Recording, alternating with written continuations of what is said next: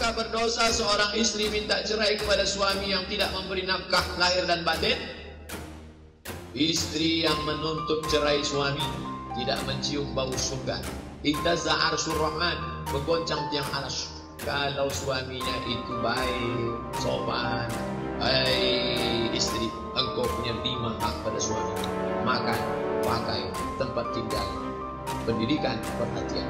Kalau istri menuntut, dibenarkan. Siapa yang membenarkan? Sedetik setelah akad, si suami sudah bacakan sirat tahlik. Selanjutnya pembacaan sirat tahlik oleh mempelai laki-laki. Jika saya meninggalkan istri saya 3 bulan lamanya tidak memberikan nafkah lahir dan batin, lalu istri saya datang ke pengadilan agama membayar iuran Rp10.000 diserahkan ke kantor Kementerian Agama, maka hakim menjatuhkan talak 1 kepadanya. Ria Ricis lagi yang masuk headline. Capek banget liatnya. Kenapa sih tuh anak problematik banget, jelek banget sifatnya, sukanya ngejulit. Siapa lagi kalau bukan kamu? Makanya kalau misalnya nggak sabar, ya nggak bisa jadi orang deh. Gitu kan, aku kan bener-bener kesalahan aku dan aku orang baru, jadi nggak tahu. Toh kenapa aku nggak minta stop di lokasi? Karena kondisinya aku bingung. Sebagai orang baru di dunia itu, teman-teman terus doain aku, doain keluarga semuanya, semoga bisa diberikan takdir terbaik dari Allah dan bisa jalan terbaik. Kalau masalah itu kita isunya dari media aja gitu. Sekarang kita kan suka buka Google, YouTube, ya saya pikir itu cuma isu-isu aja gitu. Ternyata baru tadi saya dengar katanya kemarin baru masuk gugatan ya ke Pengadilan Agama Jakarta Selatan gitu. Dan mudah-mudahan itu bisa ditarik kembali dan Mbak Ricis bisa berpikir ulang gitu. Karena kesian lah anak-anak masih kecil, anaknya gitu, masih butuh kasih sayang kedua orang tuanya gitu. Apalagi saya lihat kemarin sempat umroh bareng, mungkin ya umroh bareng dia mungkin itu satu momen yang paling pas lah untuk mengintrospeksi diri. Ternyata ya mungkin itu ya kita nggak tahu lah, rumah tangga orang kan masing-masing Mbak ya. Ketika kita tidak dianggap ada, ketika semua pembicaraan saya tidak dianggap ada, ketika semua niat saya tidak dianggap ada. Ya Allah, kenapa orang-orang bisa ketawa walaupun hatinya sakit? Kenapa aku tuh nggak bisa?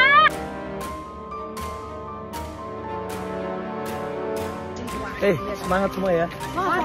Semangat ya. Cici semangat ya. Ini bukan member baru. Bukan member baru. Maksudnya gimana sih? Mau gimana sih? Blackpink.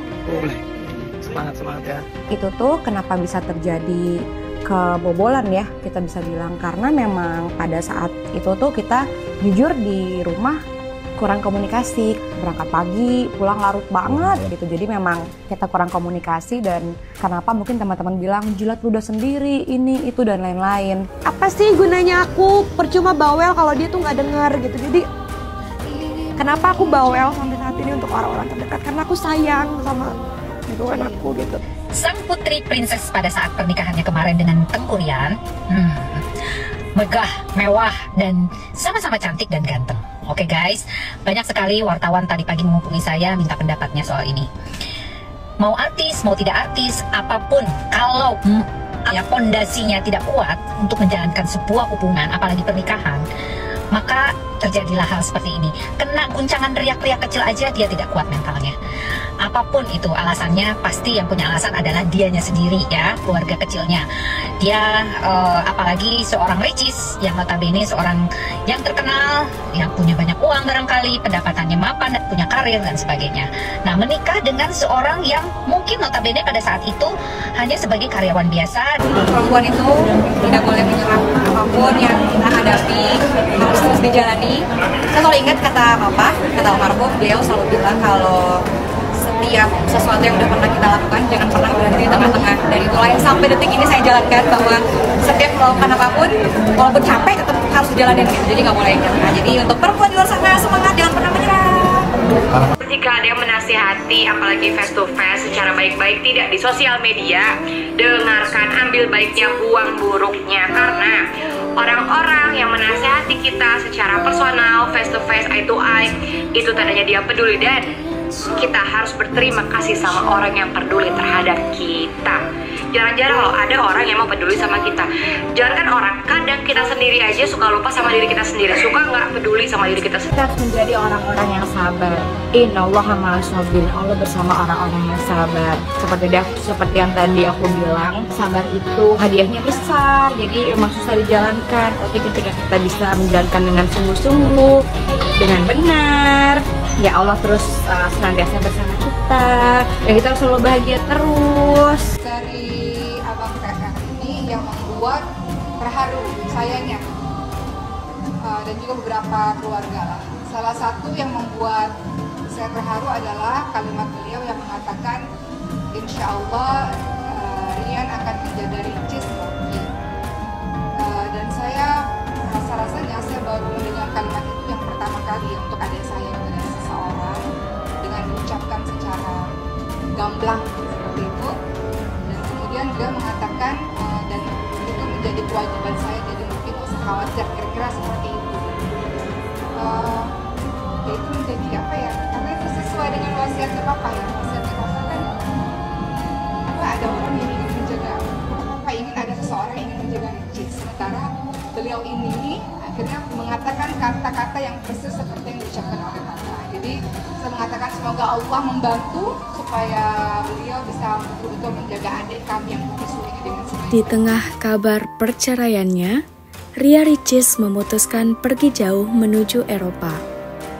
Tak sendiri, Ria Ricis pergi bersama sejumlah artis lain seperti Lesti Kejora, Rizky Bilar, dan lainnya.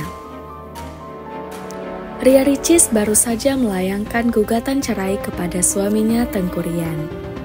Sejak gugatan itu mencuat, Ricis belum pernah bicara mengenai perceraiannya.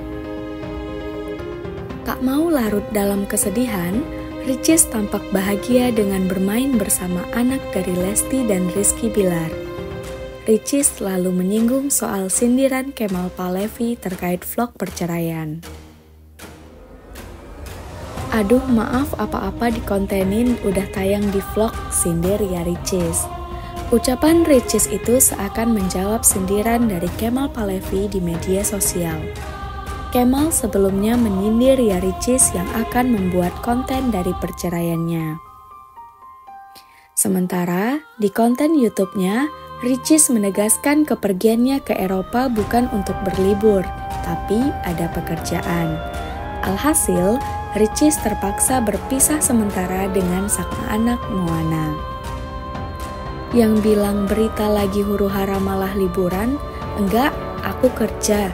Ini aja nggak tahu landingnya di mana. Orang cuma ngikut doang. Pokoknya kita ada mau ke beberapa tempat. Terhitung 8 hari dari sekarang kita LDR sama Moana. Unggahan Ricis pun mendapat reaksi beragam dari warganet. Ada yang ikut senang Ricis tak terlihat sedih menghadapi perceraian, ada juga yang mendoakan Ricis mendapatkan jodoh lagi. Ricis sudah terlihat lebih bahagia dan ceria lagi sekarang, tulis netizen. Ria Ricis dapat jodoh baru, tulis yang lain.